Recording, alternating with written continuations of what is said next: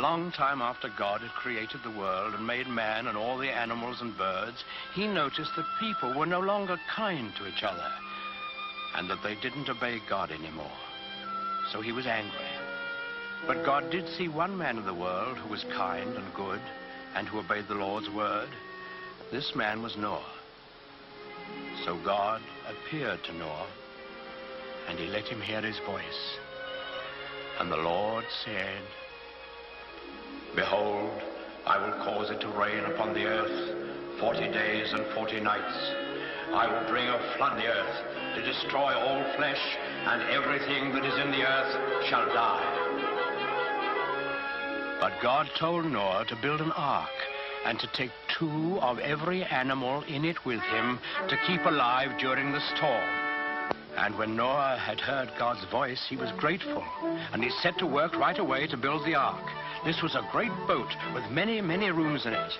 When Noah finally finished it, he went out into the fields and woods, for he had to talk to all kinds of animals and birds. He talked to the lion and the wild horses. He talked to the pigs in the barnyard and the elephants in the jungle and the cute little kittens in his own house. Noah talked to all the animals on the face of the earth, even to the doves, cooing in their nests.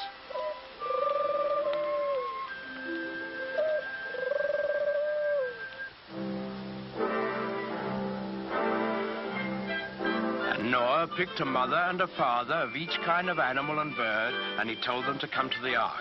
Well, when they were all gathered there, you can imagine what kind of a noisy crowd poor Noah had on his hands.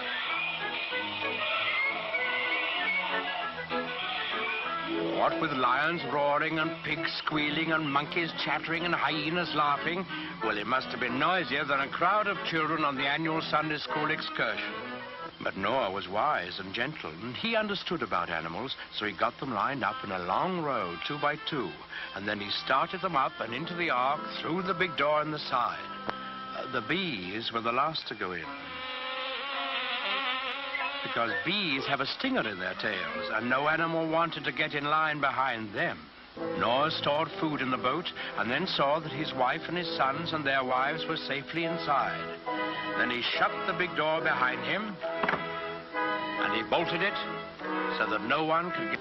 Then there was a flash of lightning and the thunder roared as it never had before.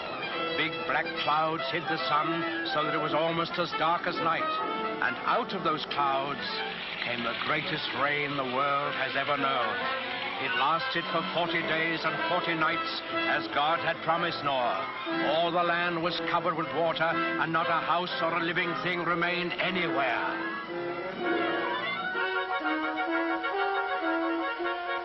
But Noah's ark floated on the surface of the waters, and he and his family and the animals who were in the ark with them were saved. On the 40th day, the rain stopped and the sun came out. The waters that had covered the earth began to flow back into the oceans and the rivers, and the ark came to rest on the peak of a mountain. But Noah wasn't quite sure that there was enough dry land for all his animals to live on. So he took one of the doves and let it fly out of the window. In a little while, it came back, and in its beak, the dove carried the branch of an olive tree. Noah knew that this must be a sign from God that he had restored quiet and peace to the world. So he opened the door of the ark, and he and his family and all the animals came out on the dry land, and they praised God and thanked him. Then the Lord appeared again to Noah. He promised him that he would never again send a flood to destroy the earth. And he sealed that promise with a beautiful symbol, which he set in the sky for all of us to see. That symbol, the token of God's everlasting faith in man, is the rainbow.